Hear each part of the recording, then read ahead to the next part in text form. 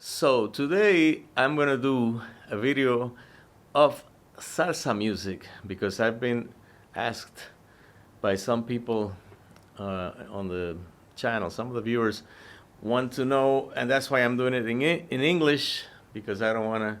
I'm assuming that people that are interested in this are English-speaking people. Okay, I live in Puerto Rico now, so my English is. I'm forgetting the English.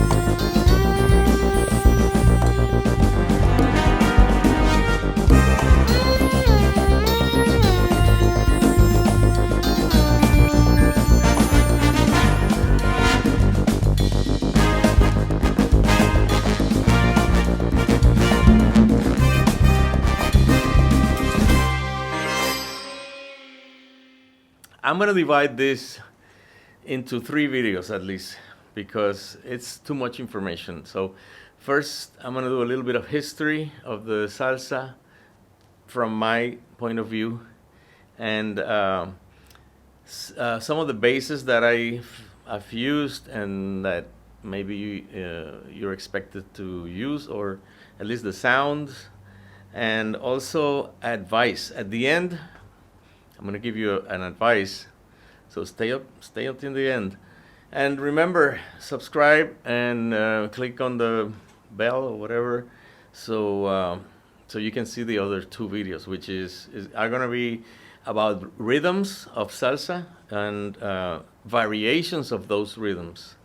So I'm going to, and the third one, example of charts, and I'm gonna put over here, and then you can maybe play with me, play along. So that's going to be the last video, and also how to practice to be a salsa player. The first thing I'm going to say is that you need to read music. You have to be able to sight read, especially in the upper register, like around here. I know it's not connected, but around here, the G. Sometimes they do the A. Sometimes, these notes over here are really punchy, so that's why arrangers like that. And they're hard to read, but because they're all ledger lines on top of the staff. So you need to practice that, and I'm going to tell you how to practice that in that video, in the third video. So it's going to be 3 videos, okay? Today, number 1, history. I'm going to start. The salsa is basically Cuban music, everybody knows that. But it's Cuban music after remodeling. You know what I mean? It's like you had a house and then you remodeled it, and now it's a different house. So salsa was born in New York City, and because by 1970, or maybe a little before, actually Fidel Castro came into power in 1958. That's when I was born. And actually, while my mother was having me, Fidel Castro was doing the revolution in Cuba. So those first years, the Cuban music got a little bit taken away from the American audience. And before that, there used to be a lot of traveling from Cuban musicians everywhere. So that's why in Colombia and Peru, Venezuela, Puerto Rico, we all know these rhythms, and because Cuban music is actually a fusion between African rhythms and European harmony and instruments. So it started with the Santeria, the religion that the slaves had, and they kind of like made it into the Catholic, they changed the names of the, how you say, the gods, and they made it their own religion, which is called Santeria. they have some beautiful rhythms and beautiful bata drums, which are like the drums with two heads, and they sound very nice because they're three, like a small one, a medium, and a big one. And you should hear that music too because that's part of the history of salsa. But I'm gonna take it from 1950 and up, and we're gonna leave those primitive roots because I don't have time. Okay, so I don't want to do a long video. I want to do a short and a nice video. So in New York, okay, what happened in New York? In New York, there were Cubans, which they left Cuba because of the communism, and there were Jews, there were Dominicans, Colombians, Puerto Ricans, Peruvians, and there was jazz, bomba from Puerto Rico, merengue from Dominican Republic, cha-cha-cha, R&B. All of that influenced the salsa that we know today. It was a fusion of all of those styles. So, and the clave, which is the like they say, the backbone of the music, the Latin music. Before, it didn't used to be that strict. Sometimes they did it by sections. I've heard music from Cuba that doesn't follow the same clave. They stop and they start another clave. But in 1970s, all the arrangers from Puerto Rico and New York, they started following one clave throughout the whole arrangement. And if you have a part that feels better in the other one, then you do one bar or two or three bars, an odd number of bars, so that you can fit, And that's because of the dancers also, because the dancers always count in two bars. They count 1 to 8, and we count 1, 2, 3, 4, 1, 2, 3, 4, or 1, 2, 1, 2. But the dancers go 1, 2, 3, 4, 5, 6, 7, 8. 1, 2, so it's two bars. So it's the pa, pa, pa, pa, pa. Or the other one, which is 2, 3. That one is 3, 2. This one is 2, 3. 1, 2, 1, 2, 3. Pa, pa. I'm gonna count so you can, for the people that don't know. 1, 2, 1, 2, 3, 4. Pa, pa, and then the other one, 1, 2, 3, 4, right? And there's also the rumba clave. 1, 2, 1, 2, 3, 4, That comes from the 6/8, actually, from African 6/8, because the African 6/8 is.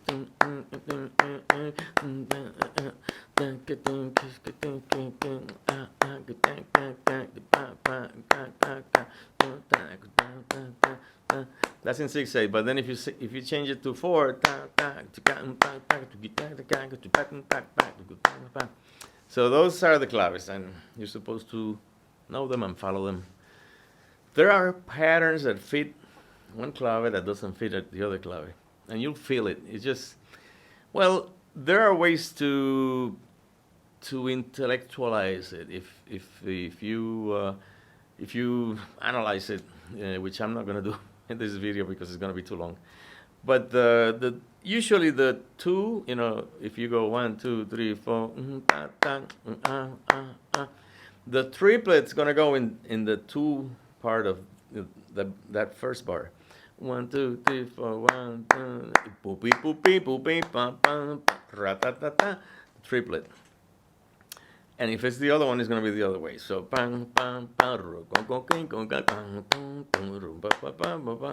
so usually that's one way to figure out which clave. And there are other rhythms that tell you which clave you're playing, even if there's no clave. Because in the beginning, there was always a guy playing tick, tick, tick, tick, tick with the sticks. But that, in the modern times, got like, it's like, we don't need this guy. And we have it here, you know. So, but it's still the clave in the arrangement. And most arrangements, some arrangements are cruzados. Cruzado means crossed clave, which is like, it doesn't matter. In bomba music, we don't have the clave. In Brazilian music, there is a kind of like a clave, like a pa, pa, chika. In the bossa nova,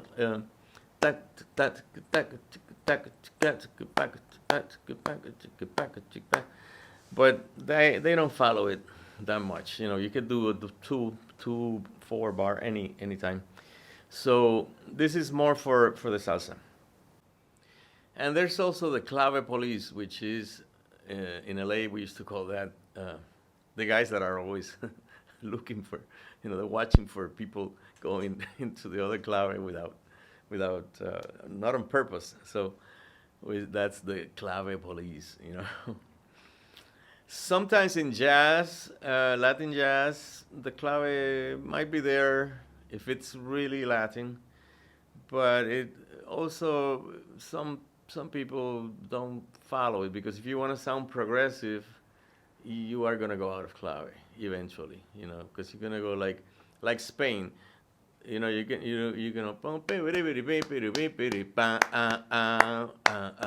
you know, it's like Chick Corea turns it around, and so if you want to do that, you don't have to follow the clave.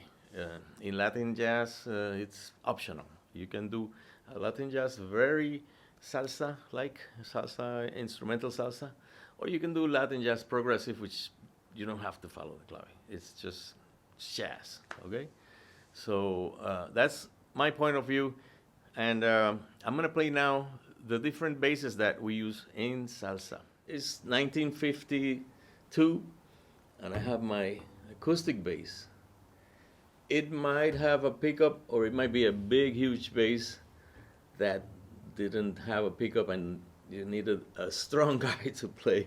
I couldn't do that because my hands are not that strong. But now we have pickups, so don't worry. You put it through the amp. This is just acoustic, but this is the sound that they had in the mambo. And the pattern I'm going to do is one of the first patterns, like for mambo number 5. 1, 2, 1, 2, 3, 4.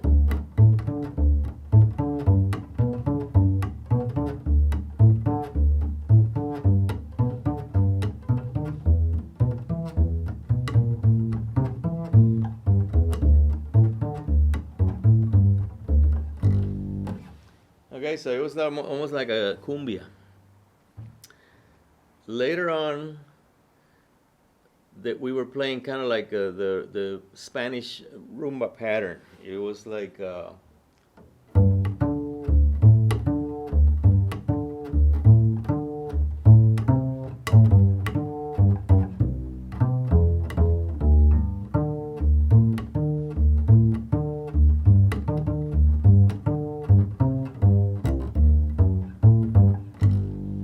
something like that.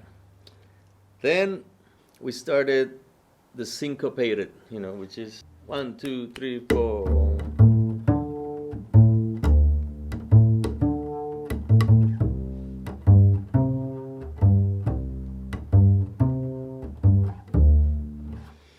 But I'm gonna do those in that next video, the rhythms and variations. So I just wanted to show you the sound of the beginning of the salsa was with an acoustic bass like this. This is the second type of pickup that came to Latin music or salsa. It was actually an Ampeg baby bass, but it's a coil style pickup that it has a coil underneath the bridge, and those metal vibrates. So it's kind of like a magnetic pickup, but it's indirect or something like that. And the sound is really deep. It was basically a failure of an imitation of an acoustic bass.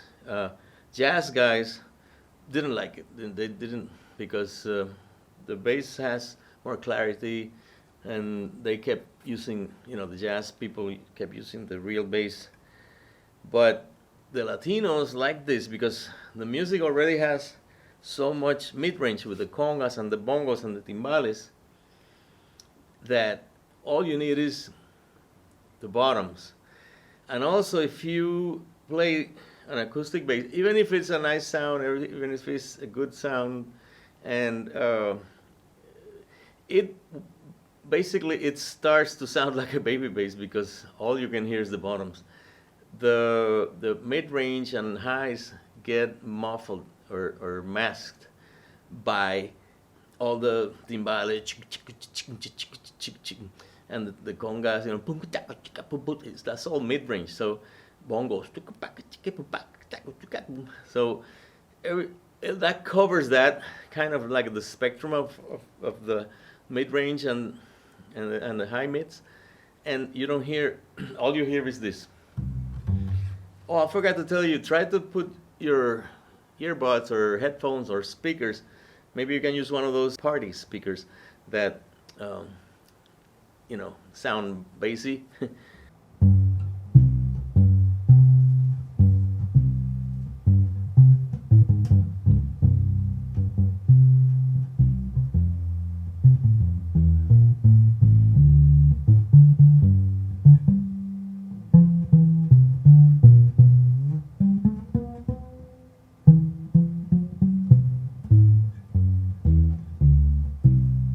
Even darker than the acoustic bass.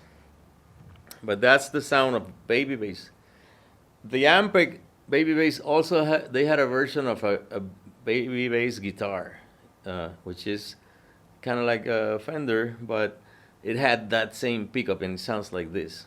So then 1970s came, and now we had Fender Precision Bass and other brands. The Fender or bass guitar started to show up in salsa.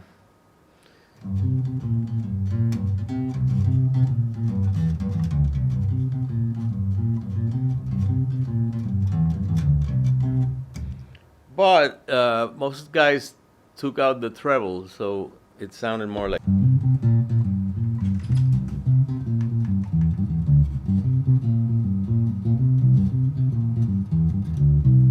That was like Bobby Valentin, Bobby Valentin. Check out some of his recordings because he has not upright, but a bass guitar. But it sounded kind of like an upright, so it sounded fat and deep and really punchy. Then Sal Cuevas came. Sal Cuevas is one of the ones that started slapping on the bass in salsa. So he used a precision a little more bright. He kind of had.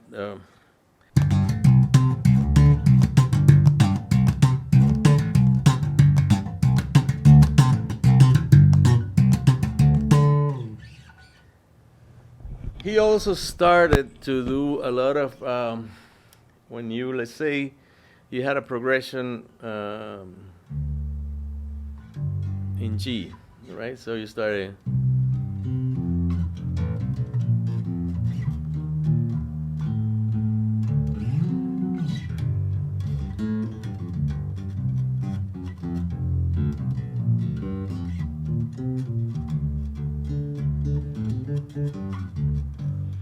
He started using the tritone, the seventh and the third, up in the high. If it's a G, it's a F and B, or if it's a D, like that, or B and F. Sal had something very nice that I'm gonna do it I'm gonna leave it for the next video. That's gonna be one of the patterns that I'm gonna show you. But it's basically when you get to the 5, in the harmony, you go to there and later on, Rubén Rodríguez, he actually plays upright and plays baby bass. But he's more famous for playing the jazz bass with Mark Anthony. I'm gonna demonstrate some Ruben.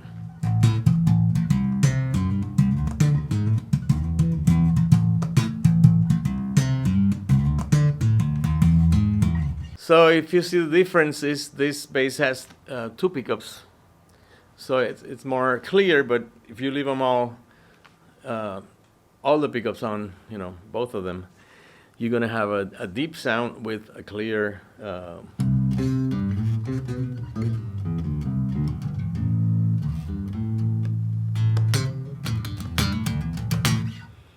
The one sound that I haven't heard in salsa, and that's why I cannot recommend it, is what we call the fretless Jaco Pastorius sound.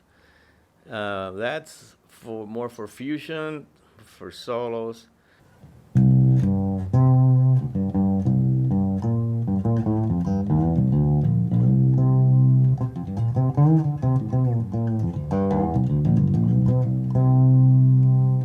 See, this sound, it's used fusion, jazz, and Brazilian, but not in salsa. I don't know, maybe you can use it in a solo or something, but maybe it's better if you use both pickups. If you use a fretless, try to use both pickups. If you have the bridge and the neck pickup. That's why it's not good to use also a bass that is too bright, like the Ken Smith or the Alembic or the Music Man.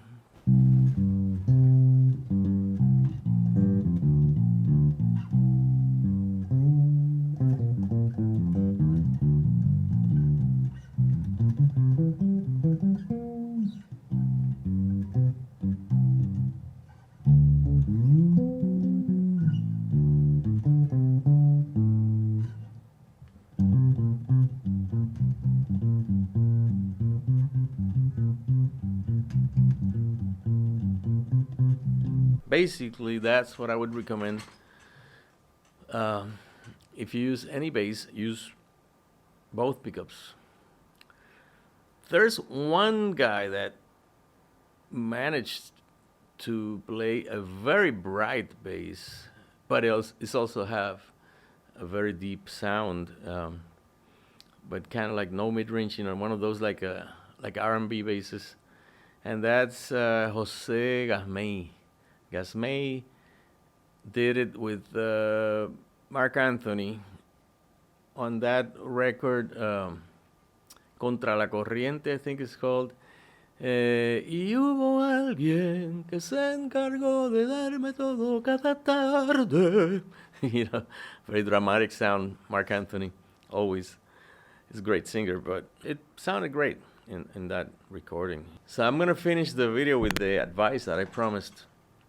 And that's that advice is watch out for the crooks and the hustlers in salsa music. There are a lot of crooks. Most of the time, I've gotten paid. I've had good experiences most of the time, but there's always one guy that gave me a bad check. The same guy would call me and never said that where we were playing, and then it turned out to be a wedding at the Ritz-Carlton, and he was making like $1,000 and we were making 100.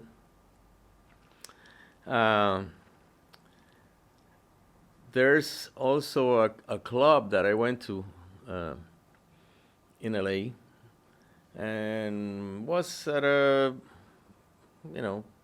neighborhood that is not that friendly, let's put it that way.